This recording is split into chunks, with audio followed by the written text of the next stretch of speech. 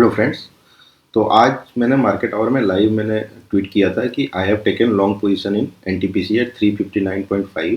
ठीक है, stop loss 355 and मैंने ये एंट्री किस तरीके से ली और कैसे टाइम फ्रेम का अलाइनमेंट होता है और एक स्नाइपर एंट्री इसको कैसे बोल सकते हैं वो मैं दिखाऊंगा। इसके बाद में आरईसी में भी एक एंट्री ली है जो कि मैंने ट्वीट भी किया था कि मैंने एक कॉल लिया है जो कि मैंने अजय जीरो एंड हीरो लिया है, उसका भी एनालिसिस दूंगा। ठीक है, तो पहले हम एनटीपीसी का देख लेते हैं कि इसमें मैंने कैसे एंट्री ली। आप सेटअप समझिए, चीज़ों को समझिए, ठीक है, उससे आपको आसानी होगी। टिप्स पे मतलब आप रिलाई मत कीजिए, आप चीज़ों को समझने की कोशिश कीजिए।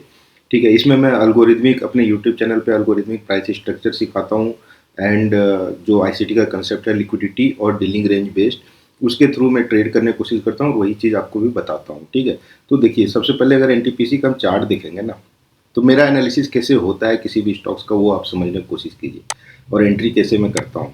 ठीक है, तो देखिए अगर ये वीकली चार्ट है, ठीक है, तो एनटीपीसी ने क्या किया, यह लो बनाया, यहाँ के दो इक्वल लो को टैप किया, जो कि मैंने पहले भी आपको बोला था कि एनटीपीसी यहाँ से बुलिश हुआ था। ठीक है, बट ये यहाँ से रिजेक्शन लेके फिर वापस नीचे आया था।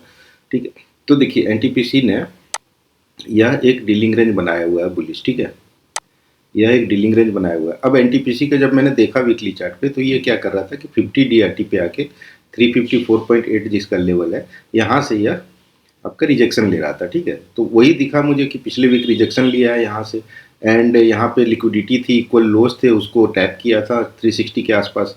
जो मैंने पिछले वीक के वीडियो में बताया था आपको कि एनटीपीसी 360 के आसपास जा सकता है, वहाँ पे इक्वल लोस पड़े हुए हैं। ठीक है, जब 370 के आसपास था तो मैंने वहाँ से बोला था, 375 पे था तब मैंने बोला था कि 370 के नीचे ये 360 तक भी जा सकता है आराम से। अब देखिए क्या किया आज एनटीपीसी ने इस वीक, पिछले वीक देखिए यहाँ पे रिजेक्शन लिया एंड आज इसके ऊपर ही था। ठीक है, तो देखिए जब मैंने देखा कि ये इसके ऊपर है तो फिर मैं चला गया आपका इस डीलिंग रेंज में 75 मिनट के चार्ट पे। ठीक है, अब देखिए 75 मिनट के चार्ट पे क्या कर रहा था एनटीपीसी। अगर हम अब इस 75 मिनट के चार्ट पे डीलिंग रेंज ड्रॉ करेंगे तो देखिए यहाँ से यहाँ का डीलिंग रेंज बनता है। ठीक है, अब देखिए जब हम देखें ये कौन सा लेवल था, वीकली टाइम फ्रेम का 50 डीआरटी। अब ये छोटे टाइम फ्रेम का 75 मिनट के चार्ट पे एक दूसरा डीलिंग रेंज, छोटा डीलिंग रेंज बनाया है। अब देखिए यहाँ पे क्या हुआ है, 11:45 का जो कैंडल है ना, इसने आके क्लोजिंग दिया है इस 25 डीआरटी के ऊपर।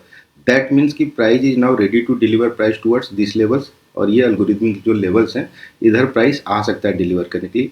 तो इसीलिए मैंने देखिए कितने बजे मैंने ट्वीट किया था, NTPC I am long in NTPC with strict stop loss of 355। ठीक है, और ये मेरा ट्वीट था 12:28 पे। ठीक है, तो 12:28 पे। इसके बाद हम चलते हैं 15 मिनट के चार्ट पे। तो देखिए 12:28 पे एनटीपीसी क्या कर रहा था, 15 मिनट के चार्ट पे देखिए आके क्लोजिंग दिया था। ठीक है, तभी मैंने इसी जगह पे यहाँ पे एंट्री लिया, यहाँ पे एंट्री लिया। ठीक है, 359.5 पे, और मेरा स्टॉप लॉस 355.5 के नीचे गया। ठीक है, एंड मैंने यहाँ तक राइड किया है आराम से। ठीक है, क्योंकि ये दिख रहा था कि अब ये प्राइस डिलीवर करेगा इधर। एनटीपीसी मतलब 50 डीआरटी वीकली चार्ट पे रिजेक्ट हो रहा है, दैट मीन्स कि now it can show bullish sign, इसीलिए मैंने यह एंट्री लिया यहाँ पे।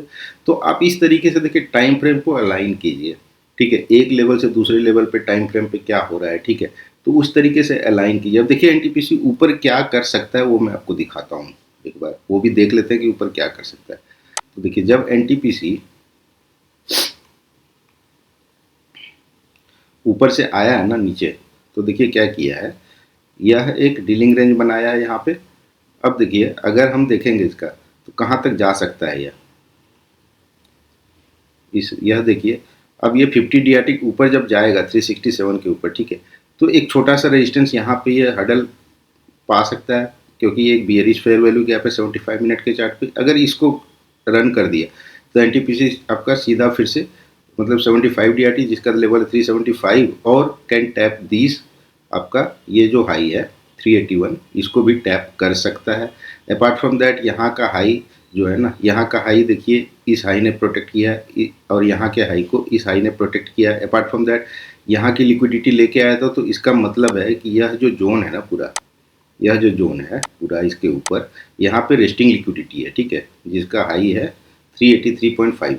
ठीक है, तो इसके ऊपर रेस्टिंग लिक्विडिटी था। एनटीपीसी इस मूव में हो सकता है कि फिर से यहाँ तक आ जाए, बशर्ते मार्केट साथ दे। अगर मार्केट साथ नहीं देगा तो हो सकता है कि या तो 50 डीआरटी से फिर से रिजेक्ट हो जाए, या इस बियरिश फेयर वैल्यू गैप से रिजेक्ट होना शुरू हो जाए, ठीक है, या फिर 75 डीआरटी से आके रिजेक्ट हो जाए।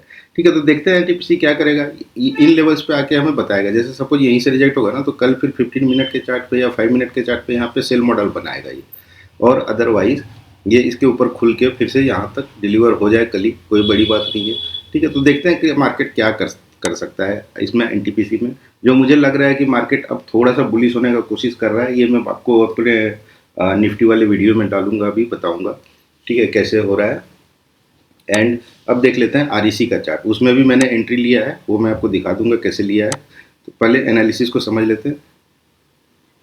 तो देखिए आरईसी का अगर हम चार्ट देखेंगे ना, सपोज अगर हम वीकली चार्ट भी देखेंगे आरईसी का, ठीक है, तो देखिए क्या कर रहा है, ये इक्वल हाई सारे बना रहा है, ठीक है, जो कि हम जानते हैं कि एक हाई लिक्विडिटी पूल है, ठीक है, आरईसी में ये सारे हाई लिक्विडिटी पूल है।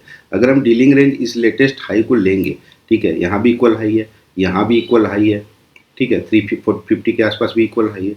अब ये क्या कर रहा है, अगर हम इस डीलिंग रेंज को भी लेंगे या इस डीलिंग रेंज को भी लेंगे ना, तो आपको दिखेगा कि एनटीपीसी क्या कर रहा है, 20 इस डीलिंग रेंज के 25 डीआरटी ऊपर आने का कोशिश कर रहा था, ठीक है। तभी मैंने ट्वीट किया था कि नहीं, ये भी एक बुलिश साइन दिखा रहा है, ऊपर बहुत सारे इक्वल लो इक्वल हाइस बने हुए हैं इसमें, तो ये हो सकता है कि एक अच्छा रन दिखा दे ऊपर की तरफ। जरूरी नहीं है कि दिखा भी दे, बट हाई चांसेस है। मतलब हम देखिए, trading is a probability game, तो हम ट्रेडिंग में प्रोबेबिलिटी के हिसाब से ही चलते हैं, तो हाई प्रोबेबिलिटी है कि रेक लिमिटेड भी ऊपर की और जा सकता है। तो देखिए मैंने क्या किया है, मैंने 1250 में यह ट्वीट किया था, ठीक है, कि रेक लिमिटेड मैंने 345 के कॉल को खरीदा है 4.6 पे, and planning to hold till expiry, क्योंकि अगर मार्केट बुलिश हुआ ना तो ये बहुत तेजी से ऊपर जाएगा, क्योंकि ऊपर काफ़ी लिक्विडिटी से बनाते हुए है। 390 तक इसके इक्वल हाइस है, अगर आप चार्ट को देखोगे तो काफ़ी, ठीक है। तो अगर ये ऊपर की ओर निकला तो ये सारे इक्वल हाइस को टैप करेगा ऊपर, ठीक है। तो ये हो सकता है इसमें, इसीलिए मैंने इसको हीरो जीरो की तरह लिया हुआ है, ठीक है, बहुत ज़्यादा रिस्क नहीं है इसमें। तो देखते हैं इसमें क्या होता है। देखिए अब हम अगर लोअर टाइम फ्रेम पे चलेंगे ना, 15 मिनट के चार्ट पे, तो देखिए क्या कर रहा था।